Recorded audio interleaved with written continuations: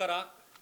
And ನಮ್ಮದು royal cinema ಶುರುವಾದಾಗಿಂದ ನಿಮ್ಮನ್ನು ಯಾರನ್ನೂ ನಾವು ಭೇಟಿ ಮಾಡಿರಲಿಲ್ಲ. ಸೊ ಈಗ ಸಿನಿಮಾ ಕಂಪ್ಲೀಟ್ ಆಗಿದೆ, ರಿಲೀಸಿಗೆ ರೆಡಿ ಇದೆ. Jan 24 ರಿಲೀಸ್ ಮಾಡ್ತಾಯಿದ್ದೀವಿ. ಸೊ ನಿಮ್ಮ ಥ್ರೂ ಜನಗಳಿಗೆ ರೀಚ್ ಮಾಡಿಸೋಣ ಅನ್ನೋದಕ್ಕೆ ನಿಮ್ಮನ್ನು ಕರೆಸಿರೋದು. ಆ್ಯಂಡ್ ತುಂಬ ಥ್ಯಾಂಕ್ಸ್ ಎಲ್ಲರೂ ಬಂದಿದ್ದಕ್ಕೆ. 3 ಸಾಂಗ್ ರಿಲೀಸ್ ಮಾಡಿದ್ವಿ, ತುಂಬ ಒಳ್ಳೆ ರೆಸ್ಪಾನ್ಸ್ ಸಿಕ್ಕಿದೆ.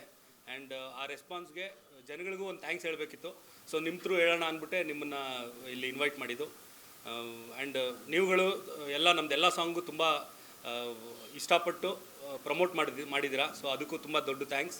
ಆ್ಯಂಡ್ ಈಗ ನೀವು ಕೇಳಿ. ಹಾಂ, ಸೊ ಬಿಸ್ನೆಸ್ ಎಲ್ಲನೂ ಜಯಣ್ಣನೇ.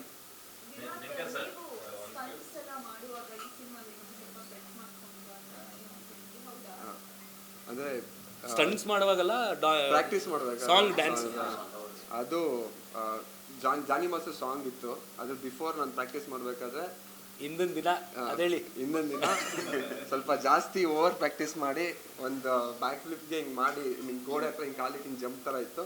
ಸೊ ಮಸಲ್ ಎಕ್ಸ್ಟ್ರಾ ಎಲಾಂಗೇಟ್ ಆಗಿ ಬಿದ್ದ ತಕ್ಷಣ ಫುಲ್ ಕಂಪ್ಲೀಟ್ ಮಸಲ್ ಟೇರ್ ಆಗಿತ್ತು. So around like 22 inches something full cut ಆಗಿತ್ತು, ಮಸಲ್ ಟೇರ್ ಆಗಿತ್ತು. ಆಲ್ಮೋಸ್ಟ್ ಒಂದು 70% ಹತ್ತ ಟೇರ್ ಆಗಿತ್ತು.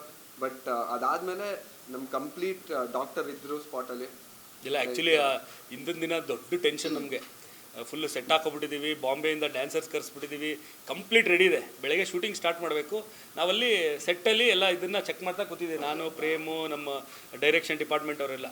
ನಮಗೆ ಟಕ್ಕನ್ ಫೋನ್ ಬಂದರೆ ಹಿಂಗೆ ವಿರಾಟ್ ಕಾಲು ಹಿಂಗಾಗೋಗಿದೆ ಅಂತ. Full tension. ಬಂದು ನೋಡಿದ್ರೆ ನಡೆಯೋಕ್ಕಾಗ್ತಿಲ್ಲ ಅವ್ರಿಗೆ.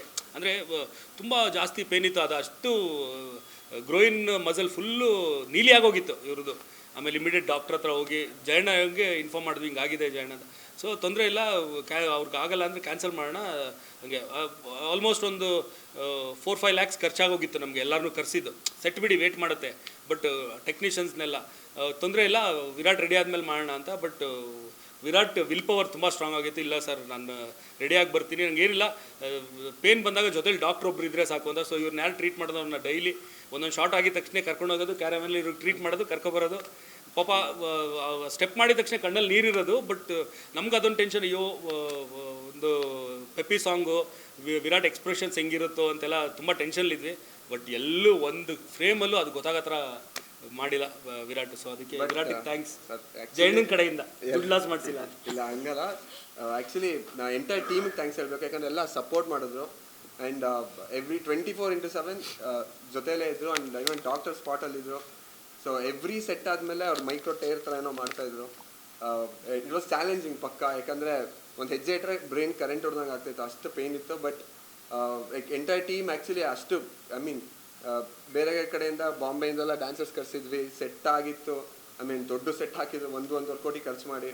ಸೊ ನಾನೊಬ್ಬನಿಂದ ಲೈಕ್ ಅಷ್ಟು ಜನ ವೆಯ್ಟಿಂಗು, ಆಮೇಲೆ ಅಷ್ಟು ಜನ ಮತ್ತೆ ಕ್ಯಾನ್ಸಲ್ ಆದರೆ ಮತ್ತೆ ರೀಸ್ಕೆಡ್ಯೂಲ್ ಮಾಡಬೇಕು. And even Jani master dates ಬೇರೆ ಒಂದು ಸ್ವಲ್ಪ ಪ್ರಾಬ್ಲಮ್ ಇತ್ತು. ಅಂದರೆ ಬಿಕಾಸ್ ಅವ್ರು ನೆಕ್ಸ್ಟ್ ರಂಜಾನ್ ಬಂದರೆ ಅವ್ರೊಂದು 30 days ಸಿಗ್ತಿರ್ಲಿಲ್ಲ. ಸೊ ಎಲ್ಲ ಕಡೆಯಿಂದ ನೋಡಿದ್ರು ಮೀನ್ ಲಾಸ್ ಥರ, ಐ ಮೀನ್ ನಾಟ್ ಜಸ್ಟಿಫಿಕೇಶನ್ ಇರಲಿಲ್ಲ. ಸೊ ಡಾಕ್ಟರ್ ಹೇಳಿದ್ರು, ಲೈಕ್ ಡಾಕ್ಟರ್ ನೀವು 24/7 ಜೊತೆಲಿದ್ರೆ ವಿಲ್ ಟ್ರೈ ಅಂತ. ಸೊ ಅದಾದಮೇಲೆ ಹಾಗೆ ಪ್ಲ್ಯಾನ್ ಮಾಡಿಕೊಂಡ್ರು. ಬೆಳಗ್ಗೆ ಎಲ್ಲ ಎಕ್ಸ್ಪ್ರೆಷನ್ ಇರೋ ಶಾರ್ಟ್ಸ್ಗಳು, ಎಂಡ್ ಬರ್ತಾ ಡೇ ಎಂಡ್ ಬರ್ತಾ ಲೈಕ್ ಡ್ಯಾನ್ಸ್ ಥರದ shorts. So I mean thanks to Vinod Jain ಅಂತ ಡಾಕ್ಟರ್, ಅವ್ರಿಗೆ ಇದ್ರಲ್ಲಿ ಥ್ಯಾಂಕ್ಸ್ ಹೇಳಬೇಕು. ಆ್ಯಂಡ್ ಅನಿಲ್ ಸರ್ ಆಗಿರ್ಬೋದು, ಅಭಿ ಅವರಾಗಿರ್ಬೋದು, ನಮ್ಮ ಎಂಟೈರ್ ಟೀಮ್ ಅವತ್ತು ಜೊತೆಯಲ್ಲಿದ್ದರು. ಒಂದು ಶಾರ್ಟ್ಗೂ ಬಂದು ಟ್ರೀಟ್ ಮಾಡ್ತಾಯಿದ್ರು.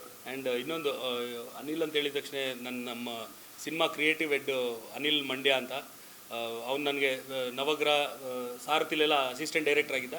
ಈ ಸಿನಿಮಾಲ್ಲಿ ಕ್ರಿಯೇಟಿವ್ ಹೆಡ್ ಆಗಿ ವರ್ಕ್ ಮಾಡ್ದ. ಆ್ಯಂಡ್ ಅವನದು ಸಪೋರ್ಟ್ ತುಂಬ ಇತ್ತು. ನೀವು ಹೇಳೋದಲ್ಲ ಹೆಂಗೆ ಬ್ಯಾಲೆನ್ಸ್ ಮಾಡ್ತಾಯಿದ್ರಿ ಅಂತ, ಅದರಲ್ಲಿ ಅವನು ಒಂದು ಮುಖ್ಯವಾದ ಪಾತ್ರ. ನನ್ನ ಕೆಲಸನೆಲ್ಲ ಅಂದರೆ ನನ್ನ ವಿಷನ್ಸ್ ಏನು ಅನ್ನೋದು ಅವನಿಗೆ ತುಂಬ ಚೆನ್ನಾಗಿ ಗೊತ್ತಿತ್ತು. ಯಾಕಂದ್ರೆ ತುಂಬ ವರ್ಷದಿಂದ ನನ್ನ ಜೊತೆಲಿ ಕೆಲಸ ಮಾಡಿರೋದ್ರಿಂದ ಒಂದು ಸೀನ್ನ ಕೊಟ್ಟು ನಾನು ಹೆಂಗೆ ಶೂಟ್ ಮಾಡಬೇಕು ಅಂತ ಅಂದ್ಕೊಂಡಿರ್ತೀನಿ, ಅದನ್ನ ಅನಿಲ್ಗೂ ಕೊಟ್ಟರೆ ಆಲ್ಮೋಸ್ಟ್ 80% ಮ್ಯಾಚ್ ಮಾಡ್ತಾನೆ ನಾನು ಹೆಂಗೆ ಅಂದ್ಕೊಂಡಿದ್ದೀನಿ ನಾನು. ಸೊ ಆ ಲೆವೆಲ್ಗೆ ನಂದು ಒಂದು ವೇವ್ ಲೆಂತ್ ಇದ್ದಿದ್ದರಿಂದ ಅದೊಂದು ಅವ್ನ ಸಪೋರ್ಟ್ ತುಂಬ ಹೆಲ್ಪ್ ಆಯ್ತು ನಮಗೆ. ಎಷ್ಟು ನಾನು ಇವಾಗ ಟಾರ್ಚರ್ ಕೊಟ್ಟೆ ಅವೆಲ್ಲ ಹೇಳಿ. ಅದು ಹೇಳಕ್ಕೆ ಇವತ್ತೆಲ್ಲ ಬೇಕಣ. ಸೊ ಜಾನ್ 24th ರಿಲೀಸ್ ಆಗ್ತಿದೆ. ಸೊ ನೀವು ಸಪೋರ್ಟ್ ಬೇಕು ನಮಗೆ. Thank you.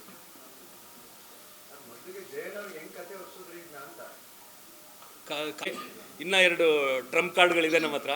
ಸೊ ಅದನ್ನು ಈಗ ಜಾನ್ 5th ಅದನ್ನು ಬಿಡೋಣ ಅಂತ ಅಂದ್ಕೊಂಡಿದ್ದೀವಿ. ಆ್ಯಂಡ್ ಜಾನ್ 14th ಇಲ್ಲ ಅದಕ್ಕಿಂತ ಬಿಫೋರೇನೆ 10th ಇಲ್ಲ 14th ಹಂಗೆ ಟ್ರೇಲರ್ನ ರಿಲೀಸ್ ಮಾಡೋಣ ಅಂತ ಅಂದ್ಕೊಂಡಿದ್ದೀವಿ. ಸೊ ಅದಕ್ಕೆಲ್ಲ ನಿಮ್ಗಳ ಸಪೋರ್ಟ್ ಬೇಕು. ಈಗ ಹೆಂಗೆ ಸಾಂಗ್ಗಳಿಗೆ ಪ್ರಮೋಟ್ ಮಾಡಿಕೊಟ್ರಿ ಹಂಗೆ ಹತ್ರ ನಮ್ಮದೆಲ್ಲ ಕಂಟೆಂಟ್ಸ್ನು ನೀವು ಮಾಡಬೇಕು. ಆ್ಯಂಡ್ ಅದಕ್ಕಿಂತ ಬಿಫೋರ್ ಜಾನ್ 1st ಒಂದು ನಾನು ವಿರಾಟ್ ಒಂದು ಇಂಟರ್ವ್ಯೂ ಮಾಡಿದ್ವಿ, ರಾಯಲ್ ಟು ರಾಯಲ್ ಸಿಟಿ ಅಂದ್ಬಿಟ್ಟು. ಅಂದರೆ ನಂದು ಜರ್ನಿ, ವಿರಾಟ್ ಜರ್ನಿ, ಆ್ಯಂಡ್ ನಾವು ಮೈಸೂರಲ್ಲಿ ನಮ್ಮ ಫೇವ್ರೆಟ್ ಅಡ್ಡಗಳು ಯಾವುದು, ಯಾಕಂದರೆ ವಿರಾಟು ಮೈಸೂರವರಾಗಿರೋದ್ರಿಂದ. ಸೊ ಅದನ್ನೆಲ್ಲ ಇಟ್ಕೊಂಡು ಒಂದು ಡಿಫ್ರೆಂಟ್ ಕಂಟೆಂಟ್ದು ಸಿನಿಮಾ ಪ್ರಮೋಷನ್ಗೆ ಅಂತಲೇ ಅದೊಂದು ಶೂಟ್ ಮಾಡಿದ್ವಿ. ಜಾನ್ 1st ಬಿಡ್ತೀವಿ. ಆ್ಯಂಡ್ ಅದಕ್ಕೆ ಯಾವುದು ಕಾಪಿರೈಟ್ದು ಇದಿಲ್ಲ.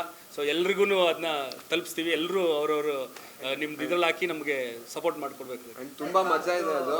ಪ್ಯಾನ್ ಇಂಡಿಯಾ ಟ್ರೆಂಡ್ ಟೈಮಲ್ಲಿ ಕಾಟೇರ ಕನ್ನಡದಲ್ಲಿ ಮಾತ್ರ ಬಂತು, ಕನ್ನಡಿಗರು ಮೆಚ್ಚಿದ್ರು. ಸೊ ಅನ್ನೋ ಟ್ರ್ಯಾಕಲ್ಲೇ ತಮ್ಮ ಹೋಗ್ತಾರೆ.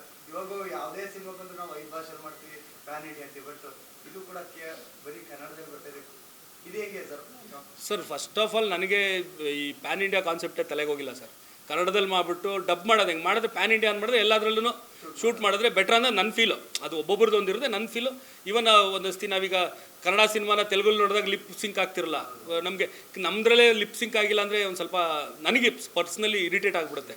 ಸೊ ಆ ಥರ ಮೈಂಡ್ಸೆಟ್ ಈ ಸಿನಿಮಾ ಮಾಡಿದಾಗ ನಾನು ಅದು ಪ್ಯಾನ್ ಇಂಡಿಯಾ ಮಾಡಬೇಕು ಅಂತ ಅಂದ್ಕೊಂಡಿಲ್ಲ. ಸಿನಿಮಾ ಬಂದ ಮೇಲೆ ಜನಗಳಿಗೆ ಇಷ್ಟ ಆದಮೇಲೆ ಈಗ ನೋಡಿ ಕಾಂತಾರ ಪ್ಯಾನ್ ಇಂಡಿಯಾ ಮಾಡಿಲ್ಲ ಅವರು, ಬಟ್ ಜನ ಪ್ಯಾನ್ ಇಂಡಿಯಾ ಮಾಡಿದ್ರು. ಆ ರೀತಿಯಲ್ಲಿ ಆಗುತ್ತೆ ಅಂದರೆ ವೆಲ್ ತುಂಬ ಖುಷಿ ಮಾಡ್ತೀವಿ ಆ ಥರ.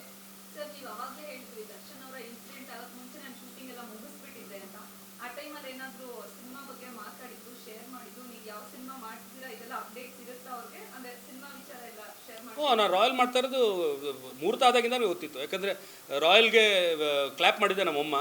ಸೊ ಎಲ್ಲ ಗೊತ್ತಿತ್ತು ಅವ್ರಿಗೆಲ್ಲನೂ. ಯಾರು ಕತೆ ಸರ್ ನಿಜ ಹೇಳಬೇಕು ಅಂದರೆ ನಾನು ದರ್ಶನ್ ಸಿನಿಮಾಗಳು ಮಾಡಬೇಕಾದ್ರೆ ನನ್ನ ಹತ್ರ ಕತೆನೇ ಕೇಳಲ್ಲ ಸರ್. ನಾನು ಅವ್ನಿಗೇನೋ ನನ್ನ ಮೇಲೆ ನಂಬಿಕೆ, ಇವ್ನು ಮಾಡ್ತಾನೆ ಚೆನ್ನಾಗಿ ಮಾಡ್ತಾನೆ ಅಂತ. ನಾನು ಅವ್ರಿಗೆ ಜೊತೆಲಿ ಒಂದೇ ಕತೆ ಅಂತ ಹೇಳಿತಿದ್ದು. ಅಂದರೆ ಪ್ರೊಡಕ್ಷನ್ ಮಾಡಬೇಕಿತ್ತಲ್ಲ. ಸೊ ಅದಕ್ಕೆ ಅಂದರೆ ನಾನು ಹೋಗ್ತಾ ಇರೋ ದಾರಿ ಕರೆಕ್ಟಾ ಇಲ್ವಾ ಅಂತ ತಿಳ್ಕೊಳಕ್ಕೆ. ಯಾಕಂದರೆ ಅವನು ಇಂಡಸ್ಟ್ರಿಯಲ್ ಸೀನಿಯರ್ ನನಗಿಂತ. ಸೊ ಅದೊಂದೇ ಹೇಳಿದ್ದು. ನವಗ್ರ ಕತೆ ಹೇಳಿರಲಿಲ್ಲ ನಾನು, ಸಾರಥಿ ಕತೆ ಹೇಳಿರಲಿಲ್ಲ ನಾನು ಅವನಿಗೆ. ಈವನ್ ಬುಲ್ಬುಲ್ ಮಾಡ್ತೀವಿ ಅಂದಾಗ್ಲೂ ಈ ಥರ ಡಾರ್ಲಿಂಗ್ ರೀಮೇಕ್ ಮಾಡ್ತೀವಿ ಅಂದ ಹೊರತು ಸ್ಕ್ರೀನ್ ಪ್ಲೇ ಹೆಂಗೆ ಮಾಡ್ತೀವಿ ಅಂತ ಹೇಳಿರಲಿಲ್ಲ. ಅದು ಬ್ಲೈಂಡ್ ಬಿಲೀಫು ತಮ್ಮನ ಮೇಲೆ. ಅದು ಹೆಚ್ಚಿನ ವಿಡಿಯೋಗಳಿಗೆ ಪ್ರತಿಧ್ವನಿ ಯೂಟ್ಯೂಬ್ ಚಾನೆಲ್ ಸಬ್ಸ್ಕ್ರೈಬ್ ಮಾಡಿ, ಬೆಲ್ ಐಕಾನ್ ಕ್ಲಿಕ್ ಮಾಡಿ.